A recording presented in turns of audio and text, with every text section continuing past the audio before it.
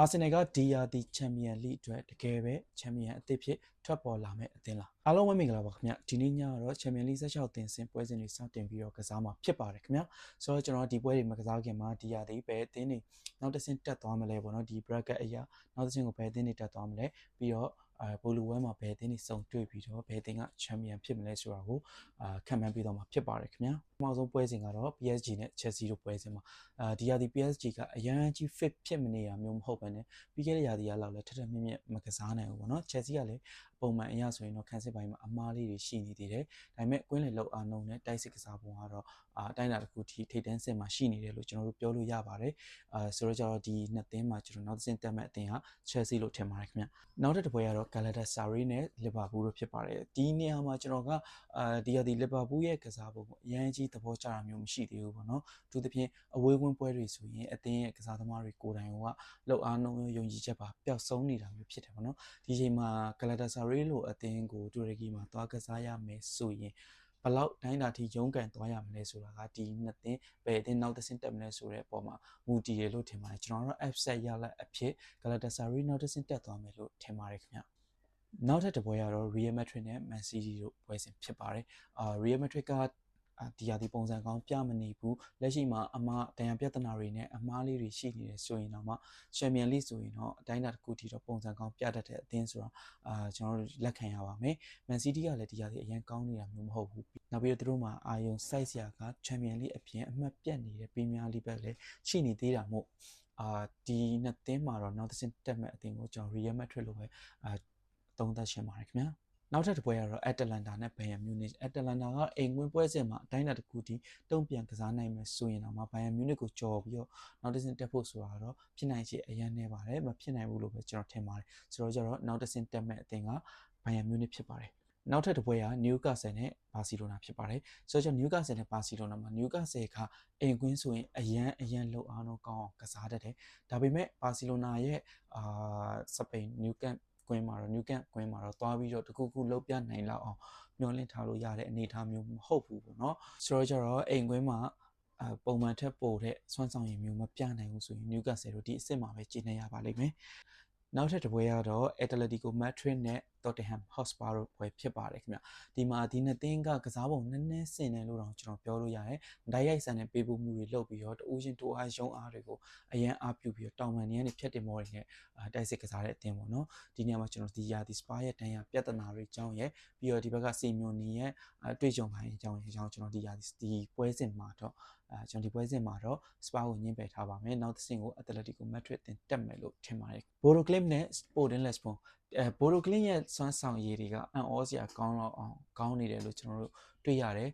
Sporting ကတော့ Bodo Glimt နဲ့ဆိုင်ရင်တော့အတွေ့အကြုံပိုင်းပို့ပြီးတော့များတယ်ဆိုပေမဲ့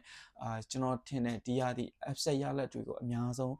းလောက်ပြနေနိုင်တဲ့စိတ်သက်ပိုင်းအရာလည်းအမြင့်ဆုံးရှိနေမှာရှိနေမယ်လို့ယူဆရတဲ့ Bodo Glimt ကိုကျွန်တော်နောက်တစ်ဆင့်ထိခေါ်သွားခြင်းပါတယ်ခင်ဗျာ Leverkusen နဲ့ Arsenal Leverkusen ကနောက်ပိုင်းမှာတော့အရန်ကြီး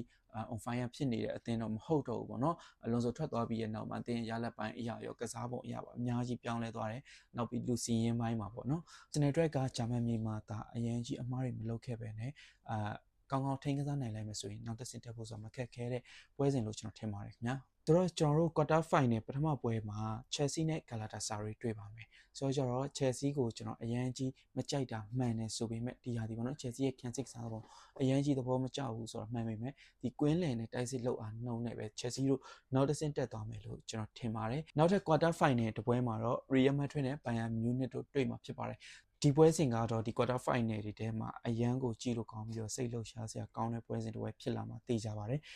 Real Madrid ဒါဒီရာဒီလက်ရှိကြုံတွေ့နေရတဲ့တန်ရာပြဿနာတွေပြန်ပြီးတော့မသက်သာလာဘူးပြီးတော့ form အရာလည်းလက်ရှိထပ်ပို့ပြီးတော့ကောင်းမလာဘူးဆိုရင် Bayern Munich ကိုကြော်ဖြတ်ဖို့ခက်ပါလိမ့်မယ်ဆိုတော့နောက်တစ်ဆင့်ကို Bayern Munich ပဲတက်မယ်လို့ထင်ပါတယ်ဆိုတော့ကျွန်တော်ရဲ့ပထမဦးဆုံး semi final ပွဲစဉ်က Chelsea နဲ့ Bayern Munich ဖြစ်ပါလိမ့်မယ်နောက်ထပ် quarter final ပွဲစဉ်တစ်ပွဲဖြစ်တဲ့ Barcelona နဲ့ Atletico Madrid တို့ရဲ့ပွဲစဉ်မှာတော့ Barcelona ကိုပို့ပြီးတော့သဘောကျပါတယ်ပြီးခဲ့တဲ့ဖလားပွဲမှာ Atletico Madrid အသင်းကစားပုံအရ အရန်ကြီးဘာစီလိုနာကိုကြော်ဖြတ်နိုင်ခဲ့တယ်ဆိုပေမဲ့ဘာစီလိုနာရဲ့အိမ်ကွင်းမှာတော့ဘာမှမလုပ်ပြနိုင်ခဲ့တာကိုတွေ့ရတယ်ပထမအကြောက upset ဖြစ်ခဲ့တဲ့ရလက်ကြောင့်ဒါနောက်တစ်ဆင့်ကိုတက်ခဲ့ရလို့ကျွန်တော်ထင်တယ်ဆိုတော့ဒီ Champions League မှာတော့လမင်းရမယ်တို့ရာဖင်ဟာတို့ယုံအားတွေနဲ့နောက်တစ်ဆင့်ကိုဘာစီလိုနာပဲတက်မယ်လို့ကျွန်တော်ထင်ပါတယ်နောက်ထပ်တစ်ခု Bodo Glimt နဲ့ Arsenal တို့ရဲ့ပွဲစဉ်မှာအာဆင်နယ်ကိုအတိုင်းအတာတစ်ခုကြီးတော့ကျွန်တော်တို့မျှော်လင့်ထားတာထက်တော့ပိုပြီးတော့ Bodo Glimt ကအခက်တွေ့စေလိမ့်မယ်လို့တော့ကျွန်တော်ထင်တယ်ဒါပေမဲ့နောက်တစ်ဆင့်တက်မဲ့အသင်းကတော့အာဆင်နယ်ပဲဖြစ်ပါတယ်ခင်ဗျာဆိုတော့ကျွန်တော်ရဲ့ဒုတိယဆီမီဖိုင်နယ်ပွဲစဉ်ကတော့ဘာစီလိုနာနဲ့အာဆင်နယ်တို့ရဲ့ပွဲစဉ်ဖြစ်ပါတယ်ဟုတ်ပြီပထမအဆုံးဆီမီဖိုင်နယ်ပွဲစဉ်ဖြစ်တဲ့ Chelsea နဲ့ Bayern Munich မှာကျွန်တော်အမြဲတမ်းထောက်ပြခဲ့တဲ့ဒီ Chelsea ရဲ့ခံစစ်အမားတွေကို Bayern Munich ရဲ့တိုက်စစ်ကကောင်းကောင်းကြီးအသုံးချသွားမဲ့ပွဲလို့ထင်ပါတယ်။နှစ်ကြော့စလုံးမှာပြီးတော့နောက်ထပ်တစ်ခုပေါ့နော် Chelsea ရဲ့ discipline အားနေတဲ့ discipline ဘိုင်းပေါ့နော်ဒီပွဲချိန်တွေမှာအဝါကနီကတ်တွေကလည်းဒီနှစ်သင်းရဲ့ပွဲစဉ်ပေါ်မှာဒီအသင်းရဲ့ပွဲစဉ်ပေါ်ကိုပို့ပြီးတော့ထိရောက်မှုရှိစေလိမ့်မယ်လို့ကျွန်တော်ထင်ပါတယ်ဆိုတော့ final ကိုပထမဆုံးတက်သွားမယ်အသင်းကတော့ Bayern Munich လို့ထင်ပါတယ်ခင်ဗျာနောက်ထပ်ဘာစီလိုနာနဲ့ Arsenal တို့ရဲ့ပွဲစဉ်မှာဒီမှာအဓိကစကားပြောသွားမှာက Arsenal ရဲ့ defense ကဘယ်လောက်ထိ Arsenal ကို save လုပ်နေလဲဒီတရားဒီလုံး Arsenal ကိုဆွဲခေါ်လာနိုင်ခဲ့ဒီလိုအခြေအနေမျိုးထိရောက်အောင်ခေါ်လာနိုင်ခဲ့တာတိုက်စစ်ပိုင်းလည်းမဟုတ်ကွင်းလည်းမဟုတ်ပါဘူးဒီ defense နဲ့သူတို့ရဲ့ set piece တွေပါဆိုတော့ဒီပွဲမှာလည်း Arsenal ရဲ့ defense ကဘယ်လောက်ထိအလုပ်လုပ်နေမလဲဆိုတာကိုကြည့်ရမယ်ဘာစီလိုနာရဲ့တိုက်စစ်ပိုင်းကတော့ဒီလမရမယ်ကိုကောင်းကောင်းထိန်းချုပ်ထားနိုင်လိုက်ရင်ကျန်တဲ့ကစားသမားတွေရှိကအများကြီး impact ထွက်လာမယ်လို့ကျွန်တော်မထင်ဘူးပေါ့နော်ဆိုတော့နောက်တစ်ဆင့် final ကိုတက်သွားမယ်အသင်းကခံစစ်ပိုကောင်းပြီးတော့ခံစစ်ပို့ပြီးတော့လုံတဲ့ Arsenal အသင်းဖြစ်မယ်လို့ကျွန်တော်ထင်ပါတယ်ခင်ဗျာဆိုတော့ကျွန်တော်တို့ဒီရာသီ Champions League final က Bayern Munich နဲ့ Arsenal တို့တွေ့ဆုံမှာဖြစ်ပါတယ်ခင်ဗျာဆိုတော့ Champion ကတော့